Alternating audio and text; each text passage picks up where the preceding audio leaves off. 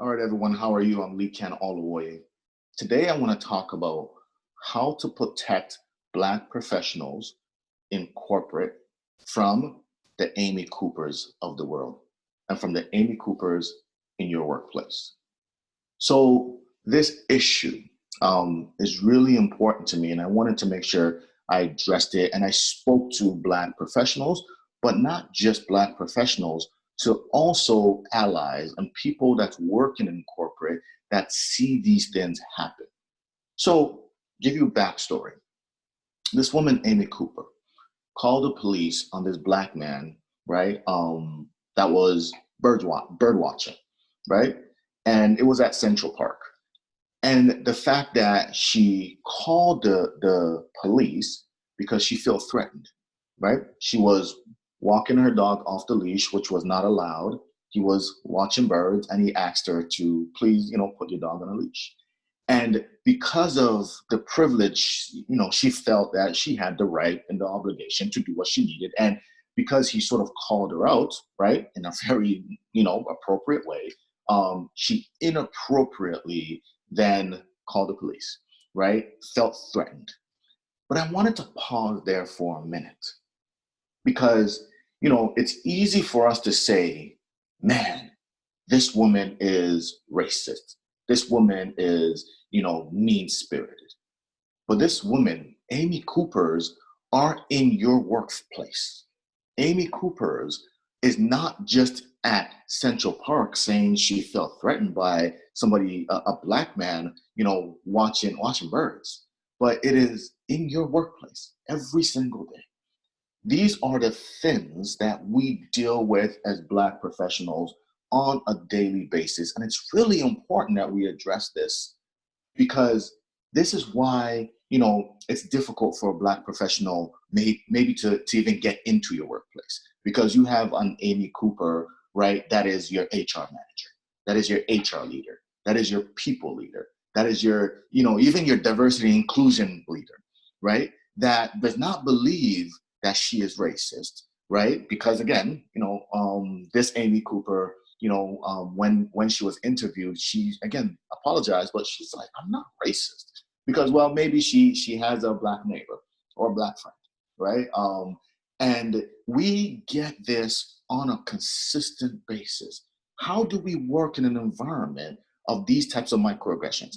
How do you work in an environment and move up in your career when you have an Amy Cooper as your supervisor, as your leader, as your colleague that is not comfortable with you as a Black professional, but will not say it, that will not actually, speak to the issue and will actually say, I am not racist.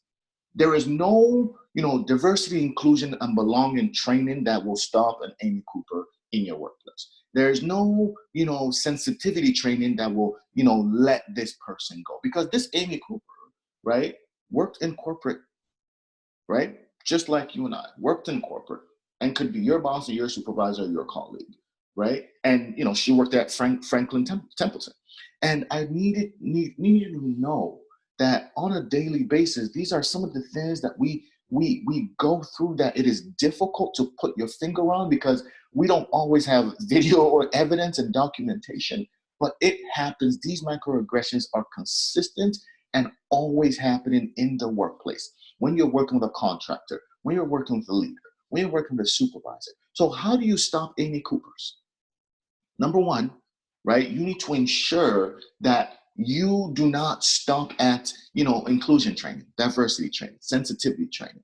And you need to be very clear about ensuring that you yourself actually, if you're racist, if you feel uncomfortable, the first part is just acknowledging it.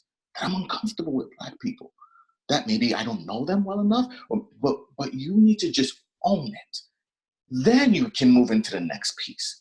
But if you are constantly denying that, you are not comfortable, yet that, you feel a way about Black professionals, it is difficult for us to be our best selves. It's difficult for us to do our best work. That is why it is, some Black professionals leave your workplace and you're worried about retention. That is why Black people, sometimes do not move up in corporate spaces, not because they're not professional, not because they don't have the credentials. This is not a skills problem, right? This is a racist undertone that we need to be very, very aware of and very, very intentional about eradicating. So I've heard in many occasions from many Black tech leaders and many leaders in industry that, for some reason they couldn't get a raise, although they've outperformed their colleagues. There's probably an Amy Cooper in that environment. At some, workplaces and some leaders, I've heard, what, when there's two Black leaders, leadership becomes uncomfortable. There's probably an Amy Cooper in that environment, right? So it's not just at Central Park being malicious and calling the police that we find Amy Coopers. She's everywhere.